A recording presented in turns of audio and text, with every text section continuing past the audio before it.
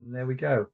So, greetings. My name is Sean Butler. I'm co-director of the Cambridge Centre for Animal Rights Law, and I'm talking to Annie Sloan, who won the first prize in our Animal Rights Law essay competition this year, 2024, and was awarded a prize of £750, which is sponsored by the International Society for Animal Rights Law. So, Annie, congratulations.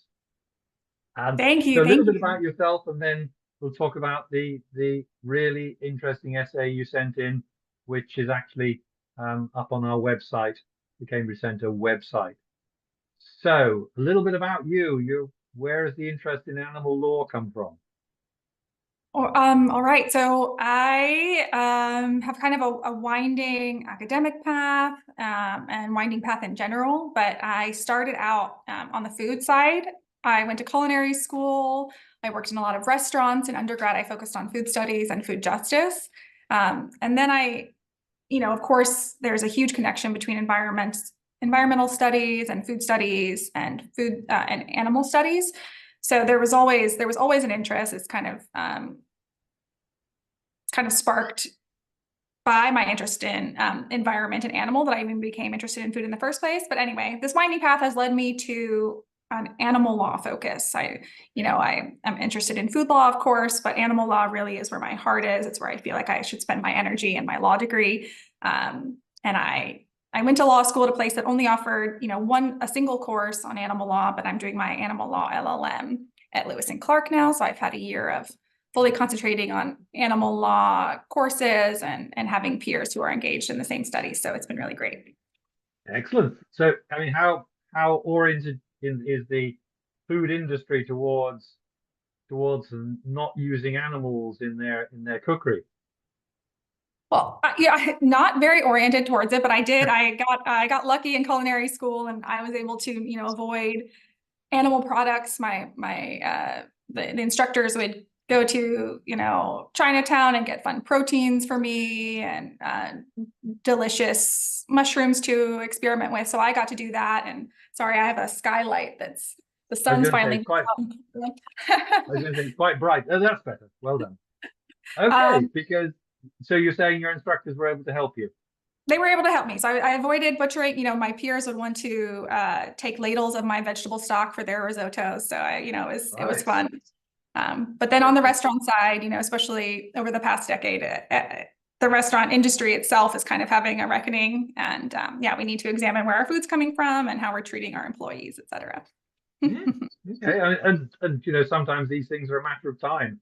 I mean, a few years ago, vegetarian was a very strange thing to ask for in restaurants, and now very normal. Vegan was very strange. Now very normal, labeled on menus and so on. So there's Yes. a trend, but obviously you need chefs and people working in the industry to be willing to experiment. And I was reading something the other day about a French patisserie where they're making vegan croissant, but they don't really tell people they're vegan. They just sort of go, have a croissant, or whatever Yes. French have a croissant is. And people eat them and they go, these are nice. And then they go, aha.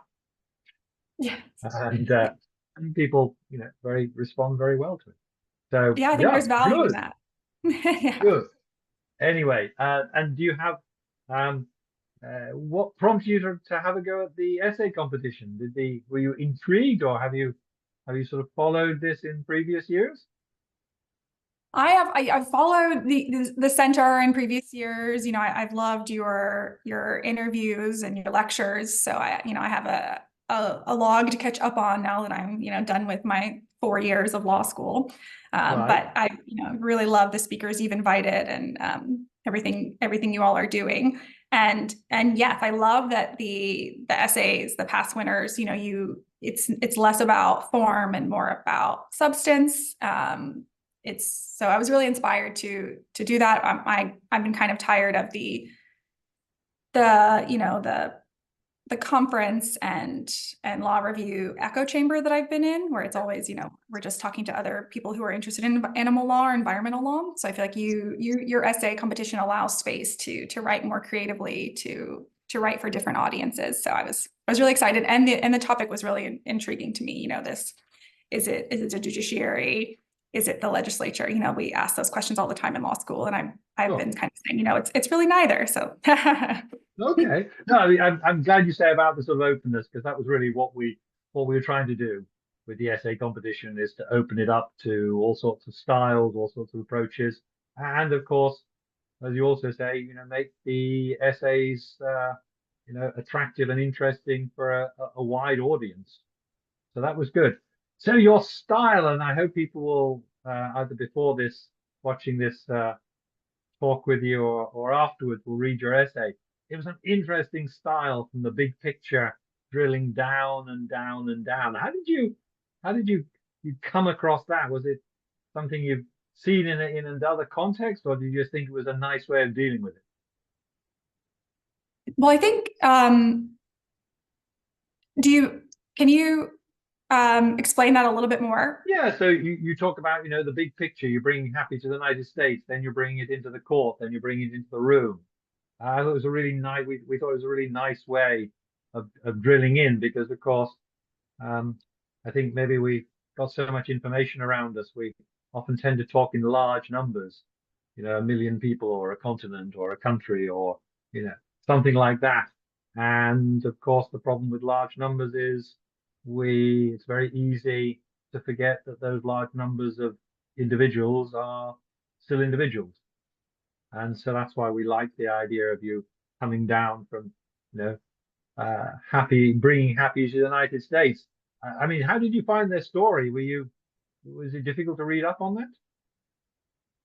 There are well, thank you for that. And there are various, accounts of happy. It is surprising how many, I did use some of the New York Times articles. There is actually a decent amount of documentation, and some of the accounts online vary, but I really didn't think it was totally necessary to be exactly factually accurate in her exact story. But as far as like, was it really Thailand? There are different accounts of, did she really come from Thailand or not? But everything else, we have really followed her over the past 50 years. So it was easy to find and piece together more of her tale, which was, the impetus for this was drilling down to getting happy into the room and focusing on happy as an individual, as you said. And I totally agree. Anytime I use the numbers, it's just an astounding amount of animals we kill and consume. I like to, break it down into like something measurable to people. Yes. This chicken leg came from a chicken. Yes. An Yes. individual chicken. It's interesting. You say at 50 years old, happy no longer wears polka dots or does tricks. Do you find it? Do you find it strange that that's what people got elephants to do a few years ago? Yes. I mean, I think, and obviously still, we are costuming animals, and, forcing them to do our bidding for our entertainment. And obviously I think that is, of course not what they are interested in doing. But yeah, there were so many interesting pieces that I left out too, that were just, reported as normal or fun, like anecdotes. Like they used a VW bus, it was a different era to make her gowns, like her outfits. They would use a VW bus to measure out for her and Maxine and others. So I think, it is very bizarre, but it was very normalized for a long time, as you said. So I wanted to kind of point out, especially in the context of like the visual self-recognition, the mirror test, that, we are all doing this for our viewing pleasure, for our interest, and not really seeing her. We're dressing her in polka dots, etc. That's right. I mean, that was quite interesting when you drill down to the next level, which was the court. The court seemed to see her. They seemed to describe, autonomous, non-human. They seemed to understand what she was like, and yet they couldn't go the extra step. Do you think they were wrong, or do you think they were just a court of their times? Do you think this is what we should expect from courts at the moment? Maybe it'll change, but do you think the decision could have gone the other way, or would it have been too bold a move for the judge, for the court?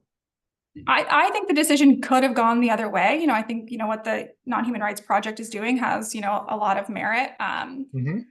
I think the dissents that they got out of it were really powerful. But I think that even if the decision had gone the other way, it would not have accomplished what we really want it to. If it had successfully at least allowed Happy in court to possibly be moved to a sanctuary, it would be a much smaller victory than what we're really hoping for, in my opinion. And it's not going to be, this parade of horribles that the court is fearful of, and that I think um, people who work in the animal movement really want to see come out of it. Not that I would Which of ever. course leads to the next part of your essay, which was we need to bring Happy into the room. And I think this was really the essence of your essay, which was it isn't an either or between the courts and the legislature. It's actually public will that needs to change. Is that right? Yes, yes. I think that, and I mentioned this, I think in law school we study, case law, we study, the precedent, but I think really the people set the precedent, and that story is really rarely told. But I don't think, these landmark cases are really what changes things. I think it's really the people who change the things, and then they allow for the space for these landmark things to be studied in law school. So So interesting. So do you think that's a journey that's I mean, it's obviously happening. Do you think it's happening very slowly? Do you see it? Do you see court cases like this helping the journey along, helping us to, as you say, you were quoting from the New York Times article. It's a widely read, well-respected newspaper. So in a way, the fact it's in that paper for people to read is giving it perhaps a degree of credence. oh, yes, yes. I'm certainly, I didn't want to, say that the Non-Human Rights Project is wasting their time. Of course, I Not at think, all. like, I do think that, giving animals, even certain animals, this ability to have standing in court in this way would help shift perspectives a little bit, but I don't think it's going to be the major perspective shift that we need. I really think it's going to come instead from people noticing animals in a different way. And I think, like a good example of that is, countries who eat dogs are eating less now that companion animals are becoming, more normalized there.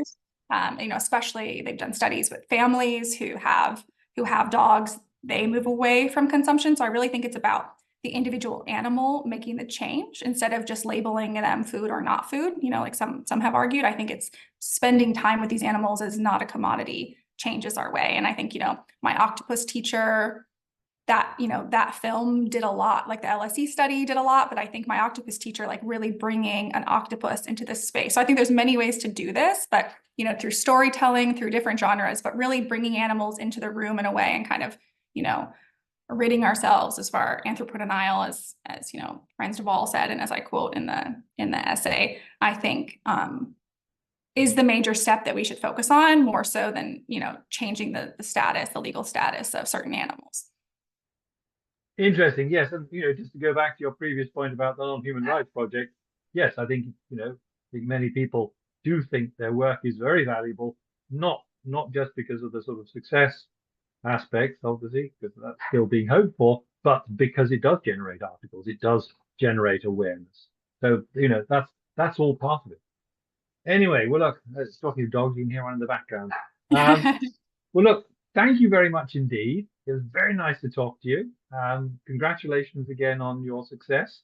And I do hope people have enjoyed listening to this and hearing and seeing you, and will be encouraged to go and read your very interesting article. Thank you Thank very you. much for your time. Yes, Bye thank bye. you so much.